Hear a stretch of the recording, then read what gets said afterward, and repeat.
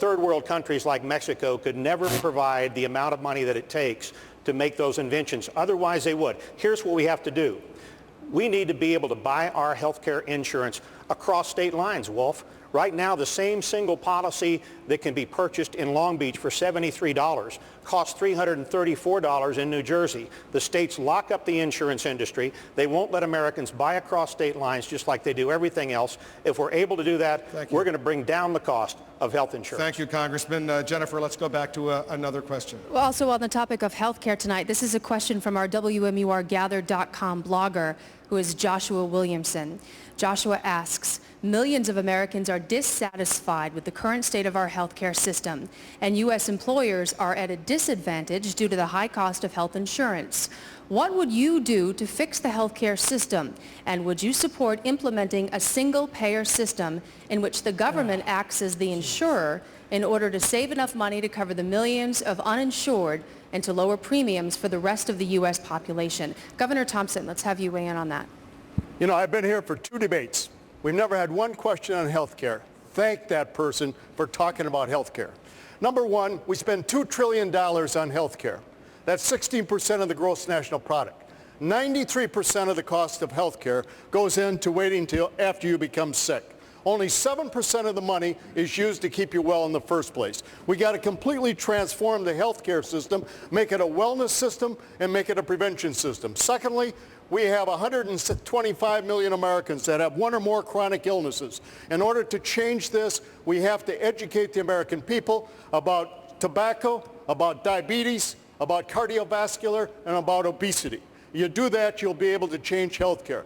The third thing, 25% of Americans use 2/3 of the cost of health care. If you manage those diseases, you can reduce that down to 50% and save lots of money. Fourth, information technology, electronic medical record, a patient bill of rights, and be able to have e-prescribing. And if you do that, you're going to be able to save billions of dollars. If you just go paperless, ladies and gentlemen, you will save 10% of the cost of health care. Thank you, Governor, very much. Governor Romney, you worked with the Democrats in the state legislature in your home state, the Commonwealth of Massachusetts. You worked with Ted Kennedy to come up with a program that provides mandates, in effect, the individual health insurance coverage. Some conservatives say this is simply big government, more liberal involvement in people's lives. What do you say to those conservatives who are critical of the way you handled this issue in Massachusetts? Well, I want to talk to the people, not just to those conservatives who are critical. And the people of this country recognize that they got some real concerns in health care. And I learned after I was governor a short period of time, I'd talk to people and they say, if I lose my job, I'm worried I lose my insurance. And my insurance premiums are getting higher and higher and higher. And I talked to small business people and they said, I can't afford the policies anymore. And we said, you know what, we got to find a way to get everybody insured. And the last thing we want is to have the government take over health care, because anything they take over gets worse, not better. We're not going to turn to Washington, because Washington makes a mess. Washington's all talk. And we said we need to find a way to get everybody in our state insured with private insurance. The 500,000 who didn't have insurance, all the people worried that if they lost their job they'd lose insurance, we said we got to find a way to get them insured without raising taxes, without a government takeover, and that's what we did. It relies on personal responsibility. This is a big issue for this country. Every Democrat up there is talking about a form of socialized medicine, government takeover, massive tax increase. We have to stand up and not just talk about it. I'm the guy who actually tackled this issue. We get all of our citizens insured. We get people that were uninsured with private health insurance. We have to stand up and say the market works. Personal responsibility works. We're going to have insurance for all of our citizens they can afford, that's theirs, that's portable. They never have to worry about losing it. That's the answer. Thank you, Governor. That's not true. Jennifer, go ahead. Thank you, Wolf. Next question comes from you, sir. Your name is Max Latona. Yes, it is. You live in Manchester, New Hampshire. What do you do for a living, sir? I teach philosophy here at St. Anselm College. What's your question tonight? My question is a simple one. In your opinion, what is the most pressing moral issue facing this country today? And if you're elected president, how would you address that issue?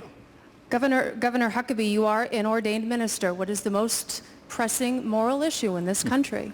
Well, it looks like I'm getting all the moral questions tonight, and I guess that's a good thing. That's better than getting the immoral questions, so I'm happy to get those. I really believe that if you define in a moral issue, It is our respect, our sanctity, and our understanding of the value of every single human life, because that is what makes America a unique place on this planet. We value every life of an individual as if it represents the life of us all.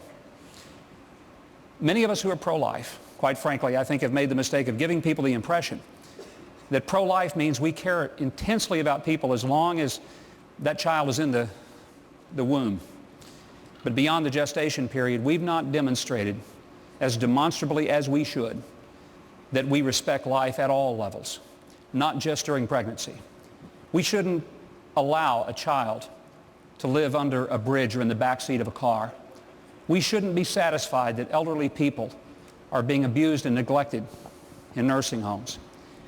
It should never be acceptable to us that people are treated as expendable, any people. But the unique part of our country is that we elevate and we celebrate human life. And if you look at us with a contrast to the Islamic jihadist who would strap a bomb to the belly of their own child, march him into a crowded room, set the detonator, and kill innocent people, they celebrate death, we celebrate life. It's the fundamental thing that makes us unique, and it keeps us free. I pray we never, ever abandon that basic principle. Thank you, Governor. Mayor.